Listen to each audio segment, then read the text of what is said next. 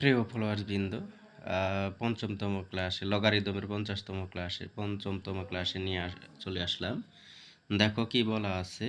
তো চতুর্থ ক্লাসের সাথে এটা অনেকটা মিল আছে, তবে একটু পার্থক্য আছে। দেখো 25 মানে 25√5 এর 5 ভিত্তিক লব কত, 9√3 এর 3 ভিত্তিক লব কত, 4√2 এর 2 ভিত্তিক লব কত, 16 দেখো 16√4 হ্যাঁ এর 4 ভিত্তিক লব কত।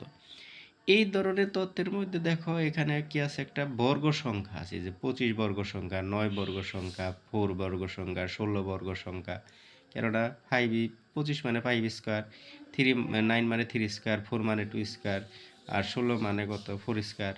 তো এরকম যদি বর্গ সংখ্যার সাথে রুট, যেমন 25-এর 5 বেরোবো, 9-এর 3 বেরোবো, 4-এর 2 বেরোবো, 16-এর 4 বেরোবো, সাথে আবার 4√4, এরকম তথ্য দিয়ে আবার এর যদি ভিত্তি বেস থাকে, তাহলে তুমি শুধু এইটুকুই মনে রাখতে পারো যে তার মান হবো কি 5/2।